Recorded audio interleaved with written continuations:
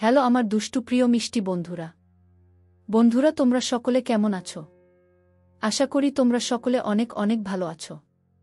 বন্ধুরা তোমাদের জন্য নতুন একটি গল্প নিয়ে চলে আসলাম। বন্ধুরা গল্পটি শেষ পর্যন্ত দেখলে আপনাদের দাঁড়িয়ে যাবে, আপনারা হাতের কাজ করতে বাধ্য হবেন। চলুন বন্ধুরা কথা না বাড়িয়ে গল্পটি শুরু করি। রাজের মন মানছে না, গাড়িতে ছটফট করছে তার হৃদয়। মেহুর কিছু হয়নি তো? অস্থির হয়ে উঠে সে, তখনই ফোন বেজে উঠে তার। আবির নামটা ভেসে আজ ফোনে। রাজ দেরি না করে কল রিসিভ করে। কানে নিতেই আবির বলে, স্যার ছেলেটা ভাবিকে নিয়ে গেছে। রাজের চোখ লাল হয়ে যায় সাথে সাথে। দাঁতে দাঁত চিপে বলে, তুই নজরে রাখ, আমি আসছি, নিজ হাতে খুন করব ওই হারামির বাচ্চাকে। রাজ ফোন এক পাশে ছুঁড়ে মেরে ড্রাইভার হাতে টাকা ধরিয়ে বলে, নিজের বাড়ি চলে যেও, 1 মাসের ছুটি তোমার। ড্রাইভারকে নামিয়ে সে ড্রাইভিং সিটে বসে সর্বোচ্চ স্পিডে গাড়ি চালাতে শুরু করে। মাথায় তার একটা কথাই ঘুরছে, মেহু বিপদে পড়ে গেছে। রাদিফ মেহুকে নিয়ে আসে শহর থেকে অনেক দূরে একটা নীরব জায়গায়, এখানে মানুষের আনাগোনা কম। শহর থেকে এখানে আসতে সময় লেগে যায় প্রায় 5 ঘন্টা। রাদিফ মেহুকে একটা চেয়ারের সাথে বেঁধে রাখে, মেহুকে হাই ডোজ দেওয়ায় এখনও জ্ঞান ফিরেনি।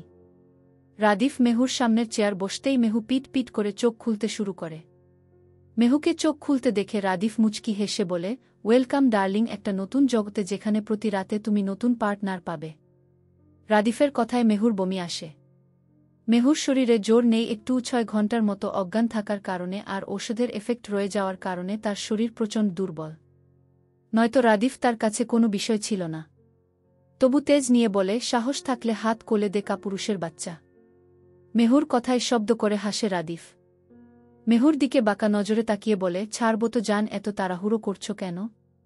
একটু পর তো তুমি আমার বেড পার্টনার হবে, কারণ আমি আগে টেস্ট না করে ব্যবসায় লাগাই কি করে বলো তো? মেহু রেগে যায়। খুব তেজ নিয়ে বলে, সে আশা তোর আশায় থেকে যাবে, বাস্তব আর হবে না। রাদিফ এবার উঠে দাঁড়ায়, মেহুর হাতের বাঁধন খুলে দাঁড় করায়। মেহু মারতে নেয়, কিন্তু শরীর দুর্বলতা থাকার কারণে পেরে উঠে না মেহু।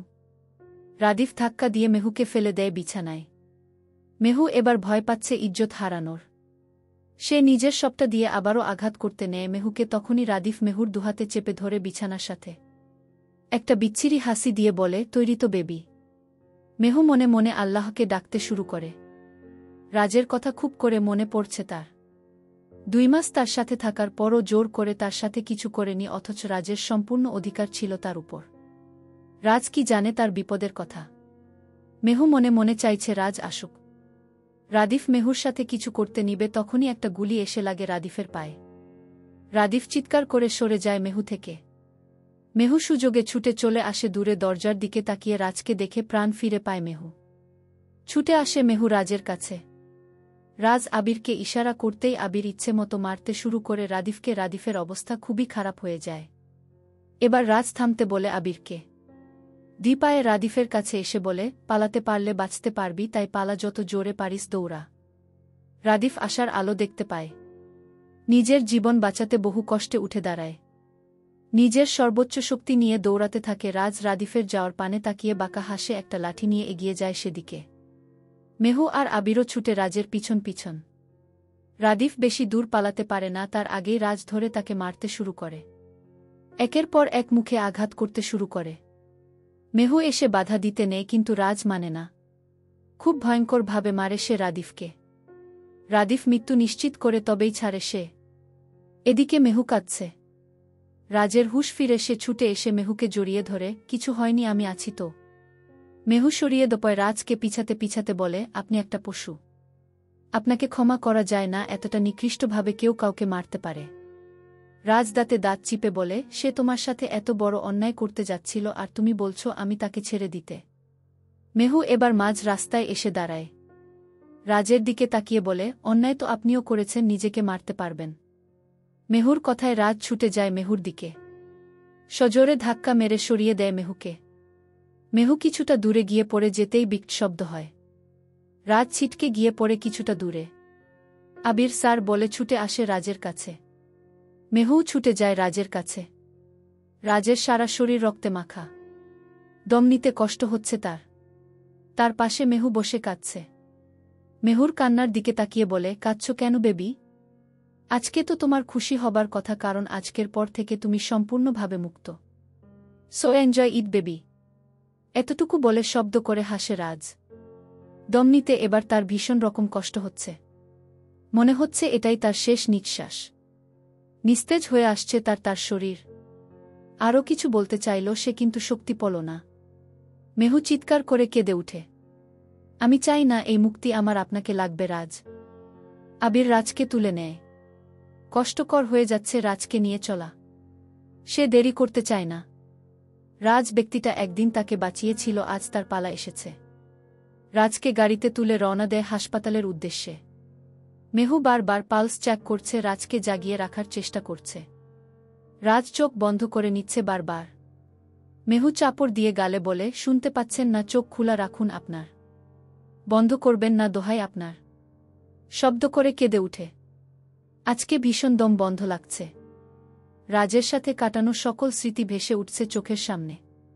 আফসোস হচ্ছে তার তখন সেই সময়গুলো উপভোগ না করে ইগো নিয়ে বসেছিল। আজকে ইগো সরিয়ে সেই সময়ে ফিরতে চাইছে। এখন ভাগ্য তার কাছ থেকে রাজকে কেড়ে নিচ্ছে।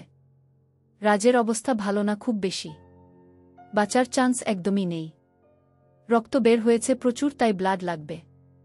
ডাক্তার বেরিয়ে এসে বলে, পেশেন্টের ব্লাড লাগবে এখানে। ও পজিটিভ রক্তের গ্রুপ কারো আছে? না থাকলে দ্রুত জোগাড় করুন, পেশেন্টের অবস্থা ক্রিটিক্যাল। মেহু যেন আরও অস্থির হয়ে পড়ে। তখন আবির এগিয়ে এসে বলে, আমার আর স্যারের রক্তের গ্রুপ সেইম, আমার থেকে নিতে পারেন। ডাক্তাররা ভিতরে নিয়ে যায় আবিরকে, কোনো প্রকার দেরি না করে। মেহু টেনশনে অস্থির হয়ে পড়ে। বাড়ি থেকে লোক আসছে জানিয়েছে আবির সবাইকে। রুনা আসতেই মেহু এসে জড়িয়ে ধরে তাকে অস্থির গলায় বলে, মা আপনার ছেলেকে বলুন না ফিরে আসতে, আমি প্রমিস আর কোনো দিন ওর কাছ থেকে দূরে যেতে চাইব না। রুনা উত্তর দেন না কোনো। সে সকল ঘটনা রীতের থেকে জেনেছে। ঋত মেহুকে সরিয়ে দেয় তার মায়ের কাছ থেকে। কিছুটা তেজ নিয়ে বলে, আল্লাহর দোহাই আমার দা ভাইকে শান্তি দাও, তোমার জন্য অনেক কষ্ট পেয়েছে, আর কষ্ট পেতে দিব না। মেহু অস্থির হয়ে উঠে আরও। রুনার হাত জড়িয়ে ধরে বলে, মা আপনি তো বুঝুন আমায়। রুনা এবার চোখ বুলায় মেহুর দিকে। মেয়েটা তার ছেলের জন্য কষ্ট পাচ্ছে। সে চাইলেই মেহুকে দূরে সরিয়ে দিতে পারবে রাজের কাছ থেকে, কিন্তু রাজের পাগলামো সেও দেখেছে মেহুর জন্য। মেহু দূরে গেলে সে মরে যাবে। রুনা মেহুর গালে হাত রেখে বলে, ঠিক হয়ে যাবে, চিন্তা করো না। ঋত সন্তুষ্ট হয় না মায়ের উত্তরে।